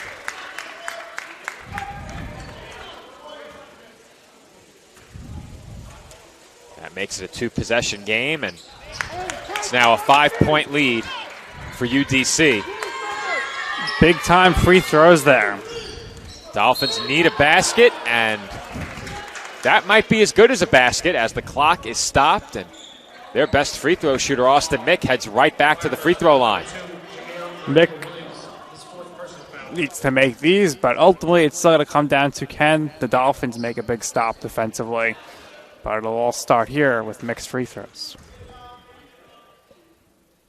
And the free throw from Mick is up and good, and that foul is the 4th on Jamir Marable-Williams. So he now has to be careful. He's been playing very aggressive defense on the ball handler for CSI at all times. May have to cool off a bit here. Well, Mick go into the bench here, so a little bit offensive, defensive substitution scheme here for Coach Duran. Mick replaced by Max Dillon Butler. 1:20 on the clock. Stone swings it over to Hay. He's defended by Mallory. Hay hands it off to Marable-Williams. He's trapped. Gets it out to Brown Jr. Now Cologne. Cologne, contested 3 is short and rebounded by Armas. Big rebound there by Armas in traffic. Dolphins have the chance here to tie it, or at the very least get a 2 and get the ball back if they shoot it quick. 15 to shoot for the Dolphins. This is Butler. Butler to Mallory, and he throws it down wide open along the baseline. Messiah Mallory has pulled the Dolphins back to within 1, and Nick, more importantly, time for the Dolphins to play this next possession out defensively. Absolutely, Joe. They will get the ball back, so the last thing you want to do is foul on a 3 or give up a 3. But other than that, you will have the chance to either take the lead and win this game or tie it. So we'll see what they draw up here defensively. But we'll take a look at this replay here as the entry pass goes to Mallory, who slams it home to put the Dolphins back down by only 1, 68-67. UDC right now at 44.5 seconds remaining in the game. That was aggressive defense of the entry pass by Hartnell Hay, and we've seen that pay off several times throughout this second half, but not so right there as Mallory comes away with the easy 2. And you said it, Nick, if you're the Dolphins defensively on this next possession, you can't afford to give up a 3, and you certainly don't want to foul, giving them the chance to convert on an and 1 and potentially make it a 3-point possession from the line. But other than that, if you give up a 2, you're still in the game. You have a chance to tie it with a 3. The Dolphins do have 1 timeout remaining. Of course, they won't be able to advance the ball with that timeout, but they could choose to use it and diagram something, could choose to hold on to it, and maybe use it a bit later, though I'm not sure how much time they would have left if the Firebirds use the entire shot clock. And if you're UDC, of course, you want to try and make sure you score here and ensure that a basket doesn't beat you on CSI's next trip down the floor. It's important for the Dolphins to box out. They will definitely be using their timeout as soon as they get the ball, and we'll see Mick come back in the game for Max Dillon Butler offensively. This is Philip Brown Jr. bringing it up for UDC, and now Hay gives it up to Marable-Williams. Butler defending as the Firebirds look to set up a play. Doesn't appear to be going as planned. This is Hay, 8 to shoot. Hay out to Brown Jr. Now Stone, open 3 over the outstretched arm of Waterman. It's no good, and a foul is committed on the rebound. It's over the back, no doubt about that. And now Armas will go to the line with the chance to give the Dolphins the lead. Well, that may be worst case scenario right there for the Firebirds. They get stopped, and then the Dolphins get an opportunity to take the lead without having to play out a possession. And here's a look at that last foul underneath, the missed shot. Boy, I don't know about that. Close. I'm not sure about that at all. Armas to the line, and he ties the score. So we're now even at 68. UDC will have the opportunity to get the last shot up. A lot changes here if Armas misses this free throw. If Armas misses, I would assume UDC would hold to make sure that whatever shot they take is the last shot, right? Especially considering that we just had a foul on a rebound. I'm sure they'll call timeout as well. Well, Armas gives CSI the lead, so Dolphins ahead by 1. 11 seconds remaining. Curtis hands off to Marable Williams. 6 seconds remaining. Marable Williams on the drive. Dump off inside, and the shot is rejected by Mallory, but the putback is good with 0.7 seconds remaining. Kenyon Stone goes up off of the offensive rebound and gives UDC the lead. And he was fouled, so he'll go to the line. And Joe, he should probably miss this on purpose to run out the clock. If there was ever a situation to miss intentionally, this might be it. And we have a timeout called. I'm sure that's what they're going to discuss right now on the bench. But Mallory had the block. UDC gets the rebound, and they're to put it up and in for what looks to be the game-winning basket. We'll get another look at it right here. Marable Williams on the drive. Good dump-off pass for Hay. His shot was blocked by Mallory, and then Stone, who has had himself a tremendous game, able to finish through the contact. The basket counts. Yeah, they're going to take a look at the timeout, Joe. All right. So, pretty sure they got it right at 0.7 seconds, but you'll cue it up as you were just showing them to see when the shot went through. We'll slow it down for them a little bit here, and we'll take a look in super slow-mo. As you can see, the shot clock up top, and the shot gets off, and looks like 1.5 of the contact occurred, so some extra time here for the Dolphins. So, best case scenario for the Dolphins, Joe, is the free throws are made. They call the timeout, and at least they can get a shot off.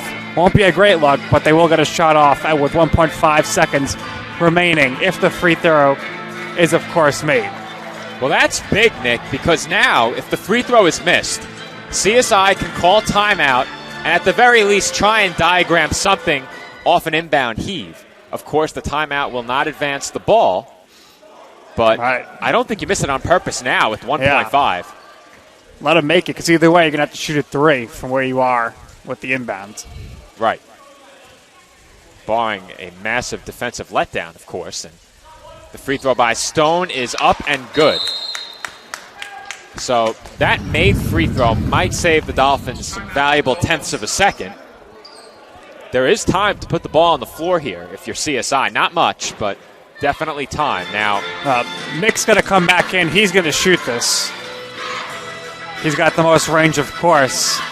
We got Cisse and Joe Marshall across the way trying to get the officials' attention so that they know that Mick could check in. Shkolny also checking in, a pretty solid three-point shooter. So we'll see what the 5 is out there. I'm sure it's going to be Mallory, Waterman, Velasquez might go to the bench here with Mick and Shkolny coming in, or perhaps Mallory's going to sit. We'll see what the 5 are, but I think there's a good chance that Mick is going to be the one who gets to shoot this shot. I'm guessing Mallory, Shkolny, Velasquez, Waterman. Is Armas coming in? Or was he just substituted for? Yeah, he was substituted for. So don't sleep on Bryce Waterman either, Nick. He could very easily be the one taking this shot. In these situations, we have seen the Dolphins pass the ball along the baseline and then throw it in again. So another player can run out of bounds and take a pass and then heave it, but Shkolny looking to throw it long. He throws it toward Waterman. It's tipped by Mallory, and the clock. Oh, get the replay, Brady, to see if they want to call a foul, but they don't. They're going to say game over. Let's get that ready, but we can take a look at it internally here, but And the Dolphins, it almost paid off there. Waterman thought he was fouled. Would have been some big shots there, but the Dolphins fail to come back in this one. Fail this one as UDC comes back and wins 71-69. Well, Nick, there's a lot to unpack on that play because I believe in anticipation of a foul, the clock was stopped, and I'm not sure anyone caught it. Now, we're going to take a look at it again. We have to scroll all the way back here, so give me a moment, but we're going to play it at half speed. The game is over, so both teams departing the floor and have already gone through the handshake procedure, but here's a look. Now, Shkolny threw the ball long. The clock should start when the ball was tipped. Now, Mallory got fingertips on it. The clock didn't start, so that's mistake number one. And then Waterman, when he caught the ball, if I'm not mistaken, the clock stopped. So we'll play it one more time. We'll slow it down even further. The ball was almost tipped on the way in. That would have ended the game. So Mallory tips the ball here. The clock did not start. Now watch Waterman. He catches it, and it looked like the clock stopped at 1.2 and then continued running again. That's absolutely a foul. Yeah. Now, the clock may not have been operated properly. I think there should have been more time off of the clock. So now, if they had come over here and looked at that, that's a situation where you see that ball tip. The clock didn't start. You can't say that all the time would have come off the clock to put more time back on. That would have been a very interesting discussion, a very interesting review, and I think we're very fortunate that it did not happen. Well, Joe, maybe there were some issues with the clock. The clock operator perhaps didn't see the tip, but it was pretty clear that it did tip towards Waterman from Mallory. But it did look like Waterman was fouled there, so definitely has a bone to pick, but he didn't really give too much of an argument. Coach Duran didn't either, so perhaps he noticed the clock. It was close, though. Well, this is how it ends, with the camera panning too fast and Bryce Waterman potentially being fouled. We'll back it up a little bit. The camera was definitely panning too fast, yeah, but it was a lot to keep up with on the heave. No doubt about it. I've been on the back end of that camera before. There's Waterman receiving the pass. I mean, he's definitely fouled. There's no question about it, but in regards to the clock operation, who knows what the officials would have decided. Either way, it's a disappointing Dolphins loss. They dropped this one 71-69. They were in control for most of the second half, but down the stretch, it was UDC that made all of the big plays and hit the big shots necessary to propel them to a conference win. For the Firebirds, they improved to 3-6 in conference play. They are now 4-15 on the season. For the Dolphins, it's back-to-back losses, and Nick, this one certainly stings. Yeah, it stings big time because they had the lead for the majority of the game. The score was tied 6 times. The lead changed 10 times, but most of that was at the end of the game. The largest lead of the game for DC was 8 in the second, and the Dolphins are up by 14 in the second half. But Kenyon Stone did not care. He had 23 points. Hartnell Hay had 16 points, and Wanya Cologne had 2 huge threes, 12 points, and that led the District of Columbia to a big comeback victory. Well, Nick, it is going to be quite a while before you and I are back on the air. The next time that the viewers will hear from us is 2 weeks from tonight on Wednesday, February 2nd, when the Dolphins reignite their rivalry with fellow CUNY institution and East Coast Conference member Queens College. The women tip things off on the 2nd at 5:30, followed by the men at approximately 7:30. But until then, this has been Joe Foreman alongside Nick Durst. And from all of us here at the College of Staten Island, we thank you for listening and thank you for watching. Once again, our final score in the back half of tonight's East Coast Conference doubleheader. The men of the University of the District of Columbia defeat the men of CSI by a final score of 71-69. Our next broadcast 2 weeks from tonight when the Dolphins will take on Queens College. If you can't attend the game here at the Tank, be sure to join us right back here on the ECC Network for that broadcast and enjoy the rest of your week.